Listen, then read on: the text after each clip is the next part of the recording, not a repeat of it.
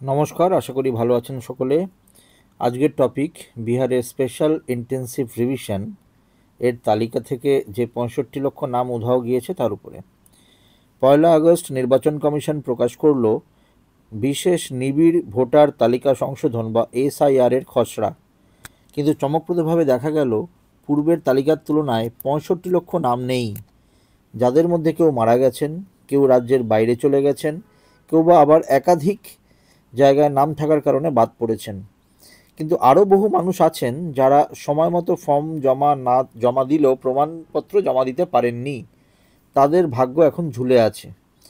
২৪শে জুন থেকে booth level অফিসাররা বাড়ি বাড়ি গিয়েছেন, ফর্ম বিতরণ করেছেন।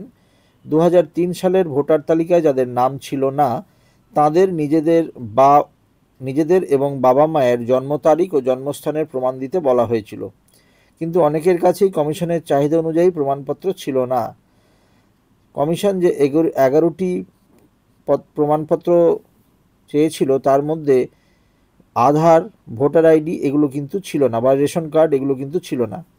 এই সব নথি অনুমোদিত তালিকায় ছিল না বলে সমস্যা আরও বেড়েছে। শেষমেশ ৬ই জুলাই কমিশন জানালো নথি না থাকলেও ফর্ম জমা দিন, পরে মাঠ পর্যায়ে যাচাই করে সিদ্ধান্ত হবে। তবে সংখ্যাটা উদ্বেগজনক। আগে ছিল ৭.৮৯ কোটি ভোটার, এখন খসড়ায় আছে ৭.24 কোটি। পাটনাতেই বাদ পড়েছে প্রায় ৪ লক্ষ নাম। কমিশন জানায় নেপাল, বাংলাদেশ এবং মায়ানমারের বহু নাগরিকও এই যাচাইয়ে ধরা পড়েছেন এবং তাদের রাখা হবে না।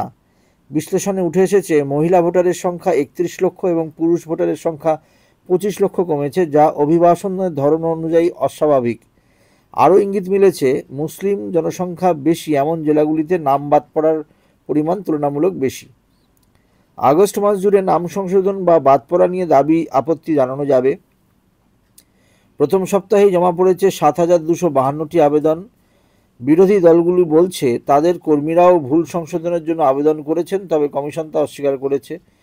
আদালত এক নজরদারি সংস্থার অভিযোগ করেছে কোনো নাম কেন মুছে ফেলা হয়েছে তা সম্পূর্ণ তালিকায় রাজনৈতিক দলগুলোকে দেওয়া হয়নি। আরেকবার পড়ছি, আদালতে এক নজরদারি সংস্থা অভিযোগ করেছে কোন নাম কেন মুছে ফেলা হয়েছে তার সম্পূর্ণ তালিকা রাজনৈতিক দলগুলোকে দেওয়া হয়নি। এখন সব নির্ভর করছে ইলেকটোরাল রেজিস্ট্রেশন অফিসারদের উপরে। তারা নথি যাচাই, মাঠ পর্যায়ে রিপোর্ট ও তদন্তের ভিত্তিতে ঠিক করবেন কোন নাম রাখা হবে আর কোন নাম রাখা হবে না। আইন বলছে কারোর নামের খসড়া তালিকা থেকে মুছে ফেলার আগে নিশ্চিতভাবে কারণ জানাতে হবে, যাকে বলে স্পিকিং অর্ডার। অর্থাৎ ভোটার তালিকায় লড়াই এখনও শেষ হয়নি। চূড়ান্ত তালিকা প্রকাশের আগে অনেক মানুষের ভাগ্য নির্ধারণ বাকি। Thank you so much.